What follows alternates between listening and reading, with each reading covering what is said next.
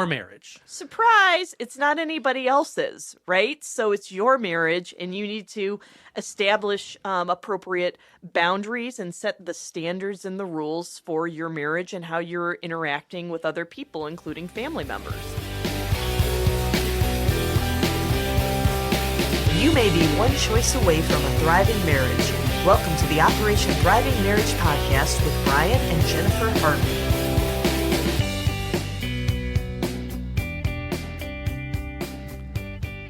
Welcome back to the Operation Thriving Marriage podcast with Bryon and Jennifer Harvey. So glad to have you here as we talk about one of the, I guess, maybe most divisive topics that is out there. It certainly creates a lot of strife for a lot of people, and that is in-laws. Yes, and as a matter of fact, many of you have messaged in and asked us to do a podcast episode about in-laws. So here we are, and this one's for you, my friends. So anytime I think about this, I thought this was from the movie Robin Hood Men in Tights, but Jen corrected me. It's actually from the Disney Robin Hood, so she is way more spiritual than me because she's thinking of that one rather than the other one. But there's a line at the end where the king says, "Well, it appears I've made an outlaw into an in-law." That's right. That's right. But I think in-laws get a really bad rap. Do you? I think so. I think it's cliche to talk about how bad in-laws are. It's a trope in movies and television shows, especially talking bad about mother-in-laws. It just seems like that's so common, and it's the low-hanging fruit in a lot of marriage comedy type stuff. Oh, sure. Things you might see on sitcoms or things that you might see in the movies and things like that. And we were talking about a little bit earlier about that song, I think from the 1960s, the mother-in-law song. Mother-in-law. And I apparently can't sing that low. I think I can, but I actually can't. You know, I can't sing Old Man River in the written for key or that particular song. Well, I mean, we joke about you having a deeper voice than me, but you really don't. It's just... Yeah, just FYI to everybody listening, Bryan's voice may actually be deeper than mine. We're not sure. Okay. Even though I can sing higher than you. There you go. But yeah, I do think that, the mothers-in-law can get a really bad rap. Fathers-in-law can as well. But I think in the best possible circumstances, in-laws can really be a blessing, to a married couple.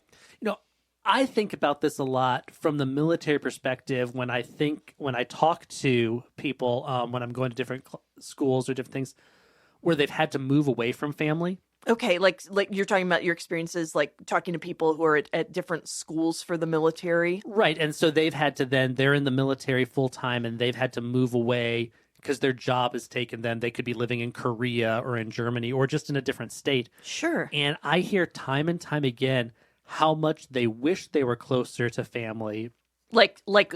Just when we're talking about closer, we're talking about like physically, distance-wise, physically, they want that support that the in-laws would be giving. And this isn't just, hey, I wish I was closer to my mom.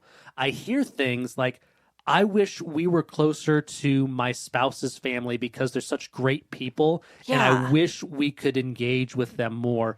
Things like when you have small children, free childcare is really nice. Or just to be able to, hey, let's go have Sunday brunch with the in-laws. Those social connections that are built into our DNA, not as close in Western American society as in like African or Far Eastern societies, the high context societies where we're more of a low context society, but we still have that. There's still this value. And I see time and time again, people asking for that. And really in-laws, while they get a bad rap, and again, it's the low hanging fruit, they can be a huge blessing to a family. Oh, absolutely. Brenda and I were Brenda's our daughter.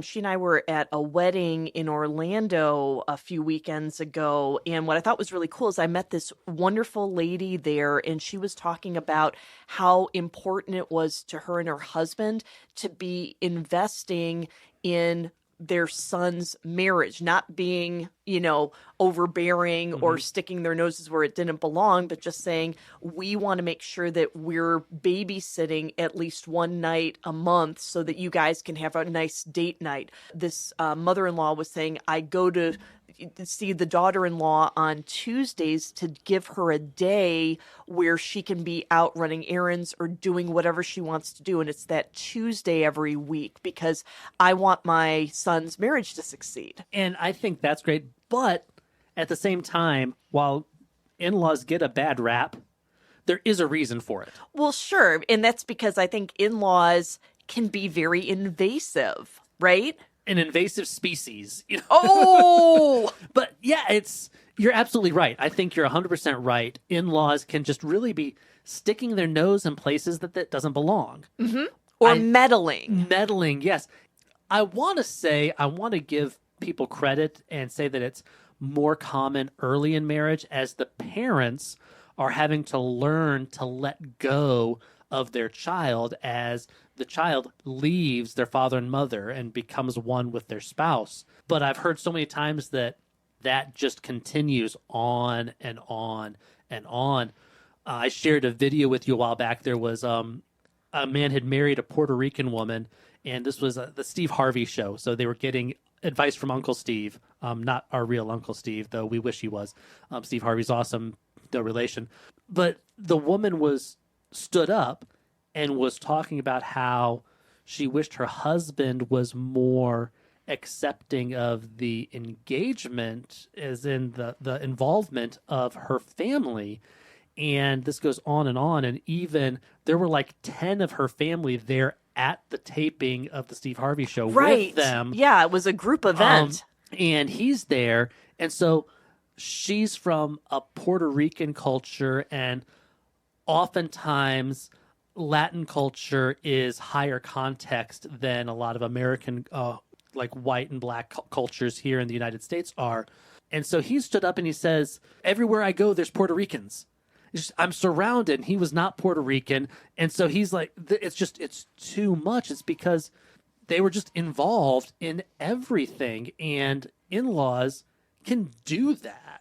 Right, and Uncle Steve, as we lovingly refer to him, even though it's no relation, he was just saying there are private things for just a married couple to be involved in, just as far as activities and decisions, and that's something where her family and his family shouldn't be involved in that. Absolutely. So in-laws can be invasive, and also we talk about unexpectations. Unshared expectations are these expectations that are so core that you don't even realize that it's there. It's kind of like when I teach theological presuppositions.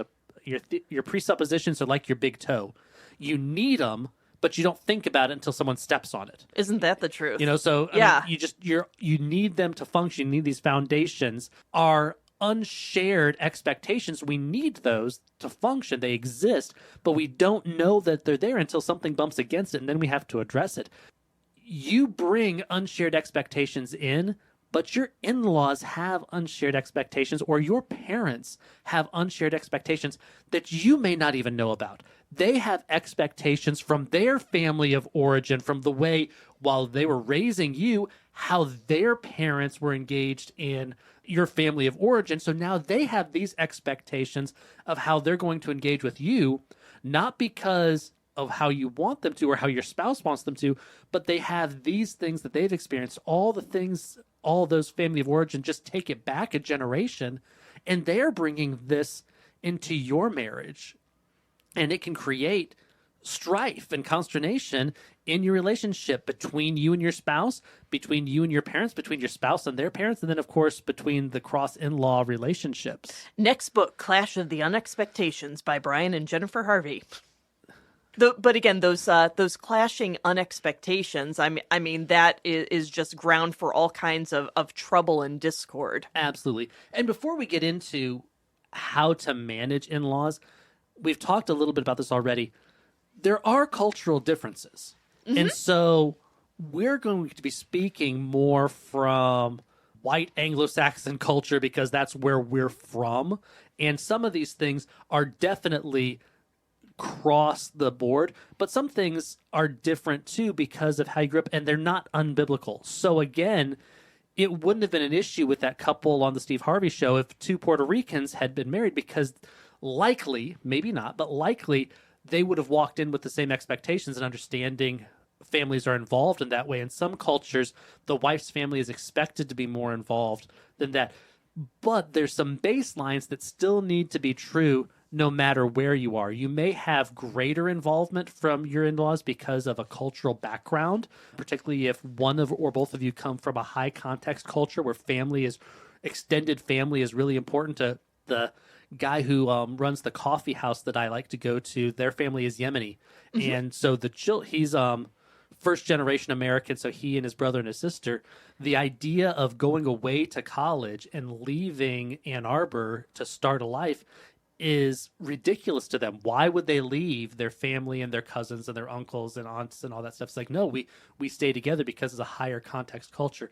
But some of these things still apply across the board. Well, no doubt about it. And I think some of it too is that's why movies like My Big Fat Greek Wedding just catch on and everybody thinks they're so funny, because you can apply that to a lot of different cultures there. And I remember just kind of a clash of culture, if you will, was my dad's side of the family is Polish. And when my grandma Rose was still alive, I remember, again, this is a long time ago in the 80s, there were some family members who were coming into town for a family event. And my grandmother, without even thinking about it, was trying to assign these family members who were coming into town. They're going to stay at different relatives' houses. And then that gets back to my mom. And my mom was like, yeah, we're not doing that. Yeah. You know, we're not just going to be lodging for some cousin or whatever and, you know, don't have a guest room and so on and so forth. But, you know, I really feel like that caused some discord there, but neither one of them understood, and we're able to step back and say, oh, this is unshared expectations and, you know, nobody's trying to step on anybody else. It's just that it's very different. Right. And I think the Bible, it's interesting because you can't find a letter from Paul on, okay, in-laws will be dealt with in this way or that way. No death penalty. There's no death penalty, but you don't have like specific instructions. Jesus didn't teach that specifically this is how in-laws behave. You read through all four Gospels, you don't have the teaching of Jesus about that. However, the Bible is full of really bad in-law interactions. Mm-hmm. The one that stands out to me, if you're familiar with the Old Testament, the book of Genesis, is this guy named Laban. You think your father-in-law's bad? Enter Laban. So Jacob goes and works for his uncle Laban, and he's working there, and part of the deal is, hey, if I work for this period of time, then I can marry your daughter Rachel. This was normal, common in ancient Near Eastern culture. And so Jacob works and works and works, and then the wedding night, I don't know how he didn't realize this, but the wedding night, the wrong woman is in the tent for the wedding, or for the evening after the ceremony. Suffice it to say, it was very dark. And probably a lot of alcohol. So he wakes up in the morning and his wife is in bed next to him, Leah, not Rachel. I think that the quote is, "Lo, there was Leah." Yes, it was not a pleasant thing. And so then Jacob works longer, marries Rachel, and then his father-in-law changes his wages time and time again, and is just a very controlling jerk. So all that to say is there are examples of bad in-law interactions that we can use to help understand how we should, as Christians, be interacting with our in-laws. And the first thing is, your marriage is your marriage. Surprise! It's not anybody else's, right? So it's your marriage, and you need to establish appropriate boundaries and set the standards and the rules for your marriage and how you're interacting with other people, including family members. And this establishing boundaries, it's going to start with identifying what the in-laws expect, what your parents expect, and what your spouses, what your in-laws expect. And you may have to have clarifying conversations on this. Maybe you have the relationship where you're able to talk about these expectations before you got married. But a lot of times there's expectations, these unshared expectations that no one knew you had to talk about because it was just so obvious. And then that big toe got stepped on because someone wasn't meeting an expectation that was unshared. So having clarifying conversations, being very blunt about, as grandma and grandpa, as mother and father to married son or daughter, what are your expectations? And just because it's their expectation doesn't mean you have to fulfill it. Scripture says, honor your father and mother. It doesn't say obey them for the rest of your life. You honor them, and sometimes honoring them is telling them, Mom, Dad, we can't do that. We're not going to do that.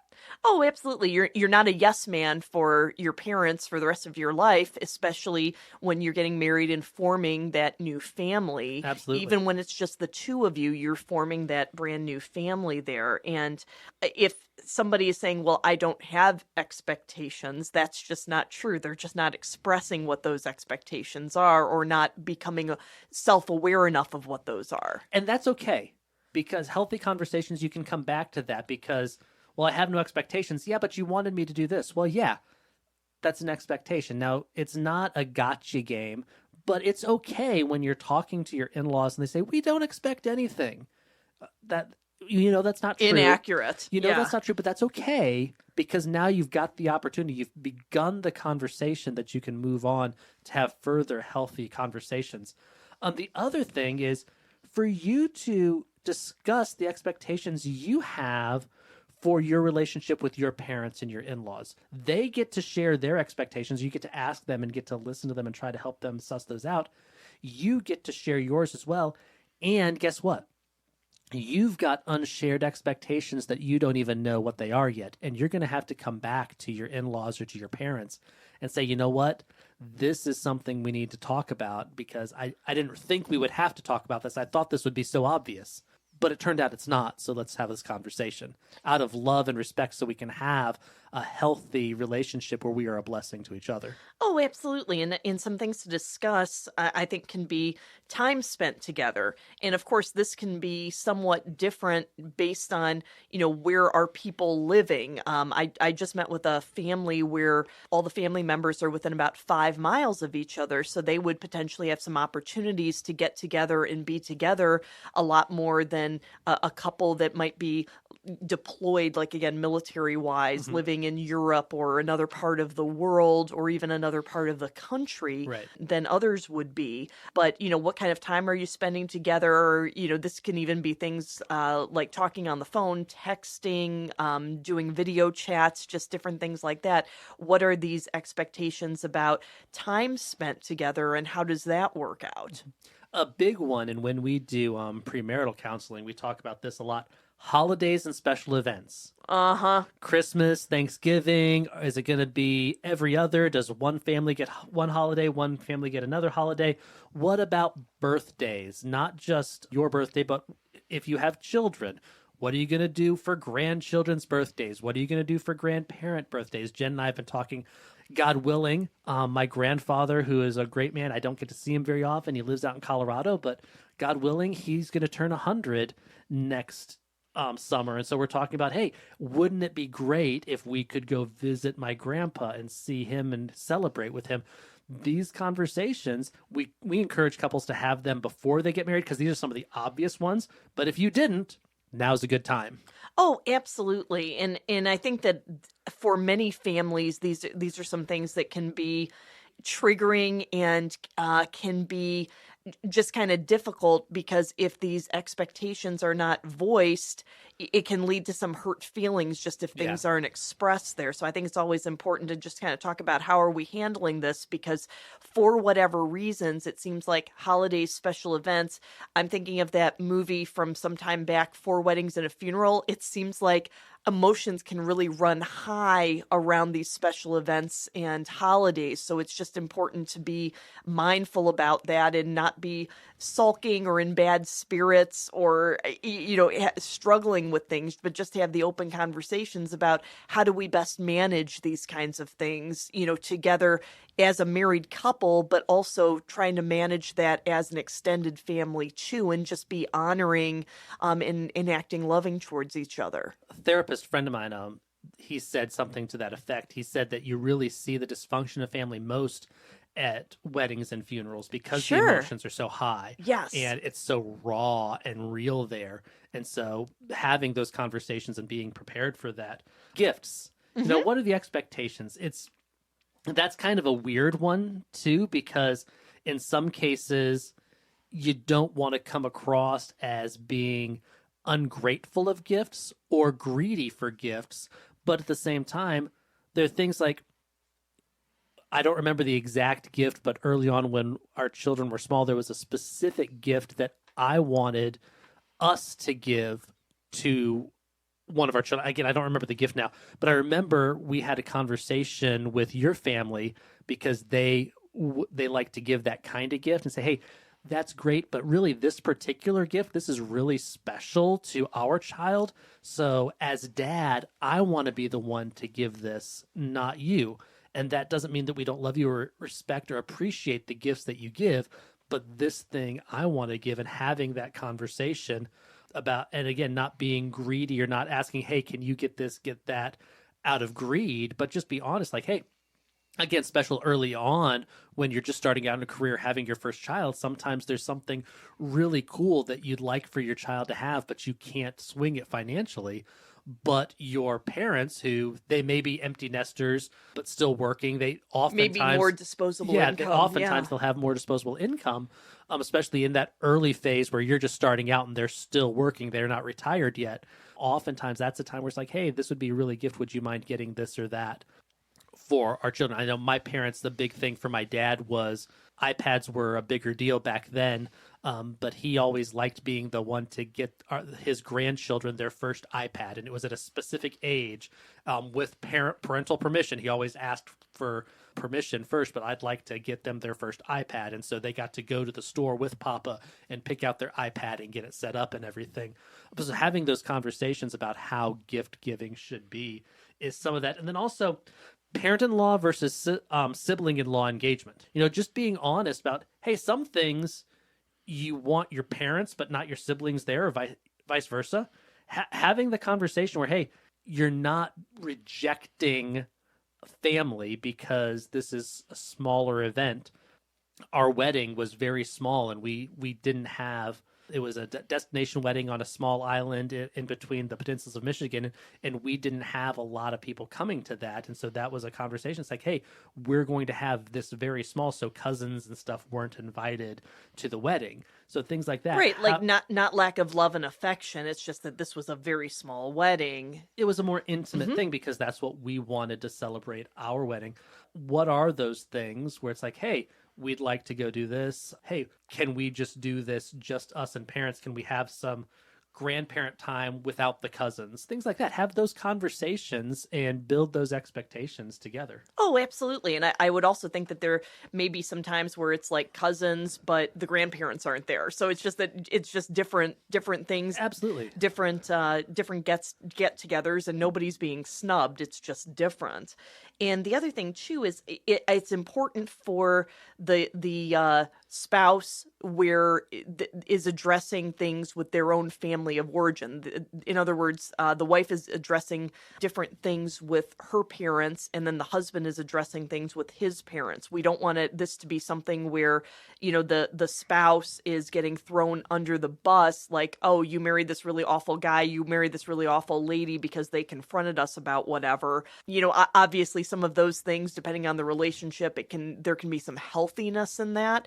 But I think it's always good that the person who's coming out of that family of origin is the one who's having some of these discussions about boundaries and just being healthy in these communications with their own parents. It's really important that you don't make your spouse the bad guy in your relationship with your parents. Right. You've got to own that. And remember, your spouse is more important than your parents. Mm-hmm. Let me say that again, because sometimes people forget this. Your spouse is more important than your parents. That's the one flesh relationship. Remember, it says you will leave your father and mother and be united to he will leave his father and mother and be united to his wife, and the two will become one flesh, one family.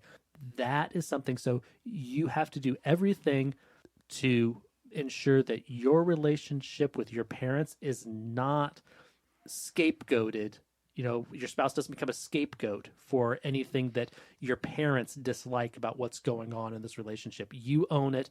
It's your decision. You and your wife are one, and whatever decision you made together, that's your decision. Your husband, your wife did not say, "Hey, I've got to talk to you, mom and dad, about this because, well, you know how he is." It's like, no, mom and dad, this is what I want. Mm-hmm. And you have to deal with that. And it's one of those things, I think, when dealing with in-laws, it's like, just in case you didn't realize that you were making your spouse a priority before your parents, you already did that when you got up in front of everybody, including your parents, and married your spouse. Absolutely. Your spouse is that number one over any other human relationship, and absolutely has to be for that to be that healthy, thriving marriage. So then, leaving your father and mother, getting married, you started your own family. You need to treat it as such. This is a different family. It's a different family unit. You have your own house. You have your own finances. It's a different entity altogether and needs to be treated as such. In-laws can be a huge blessing in your marriage. They can be a significant source of support, a healthy resource for your family. In-laws can also be a burden. They can have inappropriate or unreasonable expectations. They can have an unbalanced influence on your marriage because of expectations you bring from them. You can have a strong, healthy relationship with your in-laws if you remember to prioritize your relationship with your spouse and communicate healthy boundaries with your in-laws. Thank you for joining us for this episode of the Operation Thriving Marriage podcast. Please like, subscribe, and share this podcast with your friends so that we can get the word out about it. And we will look forward to you joining us for the next podcast. Jen and I started Operation Thriving Marriage to help couples and churches take marriages from merely surviving to thriving. We've got our book, we've got a blog, and resources for our coaching ministry, and you can bring us out for an Operation Thriving Marriage experience. For more information, go to OperationThrivingMarriage.com. That's OperationThrivingMarriage.com.